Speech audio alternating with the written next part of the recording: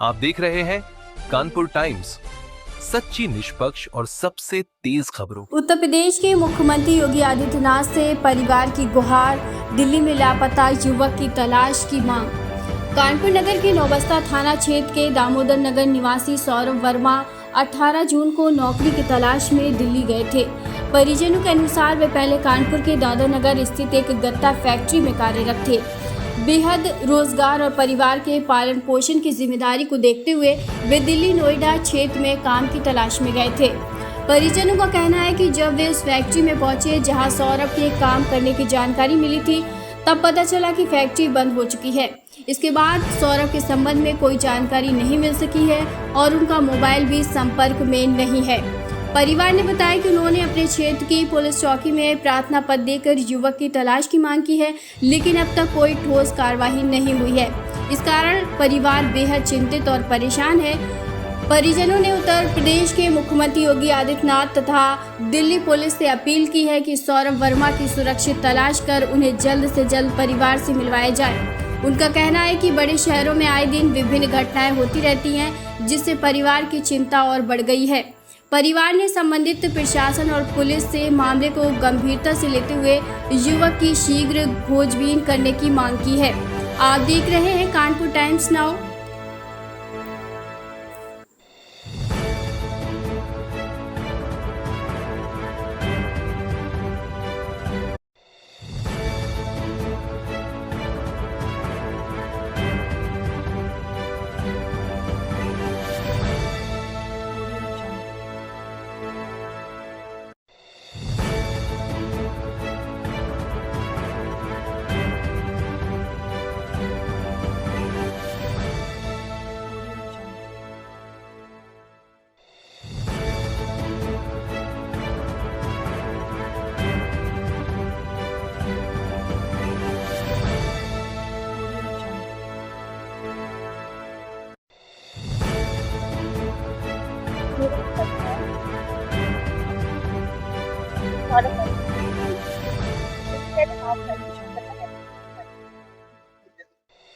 उसने यही बताया था कि हम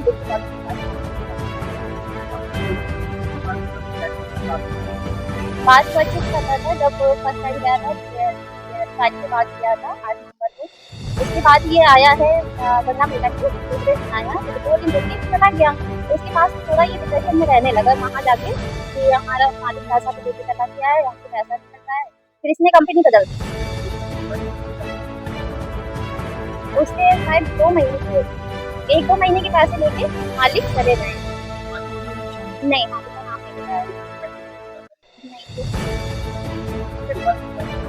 उसके बाद फिर उसने दोबारा कंपनी में ज्वाइन किया, तो मेरे पास 18 मई को कॉल आया।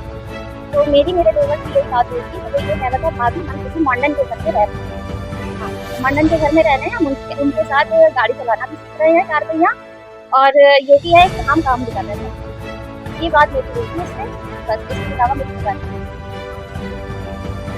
उनका कुछ भी नाम नहीं बताया था, कुछ भी नहीं बताया था, बस कह रहे थे कि हम काम कर रहे हैं।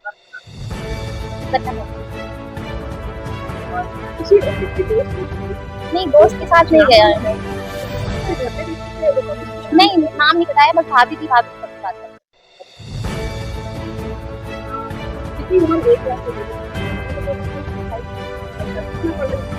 हाई स्कूल कोई ना, ऐसी कोई प्रॉब्लम नहीं थी। अच्छा बातचीत कर रहे हैं, कोई गलती ना, ऐसी कोई प्रॉब्लम नहीं थी। कितने समय तक ये हम दिवाली का 8 नवंबर को गया था, उसके बाद होली के बाद आया। हाँ, अभी हाल ही में गया था। हाँ, हाल ही में 8। उसके बाद से ही उसका 18 दोस्ती यारी कानपुर में ज़्यादा कुछ नहीं, किसी के साथ आना जाना नहीं। संडे को भी घर में रहता था, छुट्टी रहती नहीं। ऐसा कोई सरप्राइज नहीं। हम जहाँ ये पहले काम करता था वहाँ पर भी गए, वहाँ पर भी पूछताछ की, वहाँ पर भी कह रहे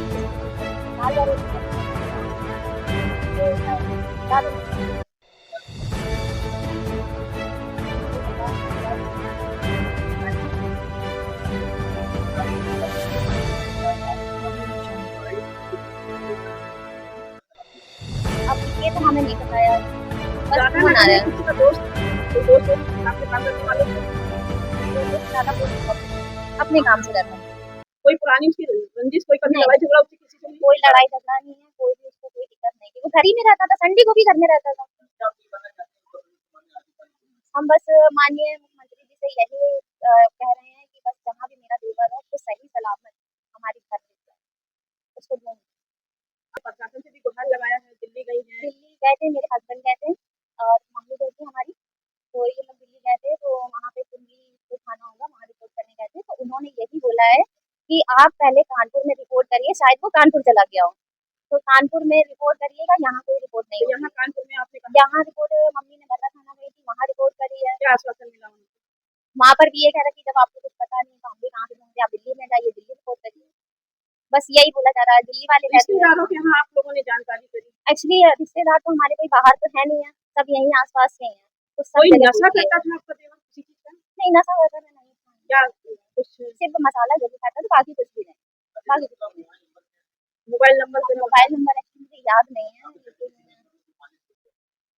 लेकिन बुद्धि वर्मा क्या मेरा बेटा आ रहा है यहीं से गायब हो गया, शेयर कानपुर दिल्ली से गया था, दिल्ली काम करने गया था, वो कहने लगा हम जा रहे हैं काम करने, और 18 जन से उससे बात हुई है, फिर उसके आगे बात नहीं हुई, उससे फोन मिलाते हैं, फोन स्विच ऑफ जाता है, कोई बात नहीं हो रही, कोई पता नहीं चलता। 18 जून से आज आपकी 5 अगस्त हो गया। कितना लंबा वक्त हो जाने के बाद अभी तक आपने किस अधिकारियों से मुलाकात की?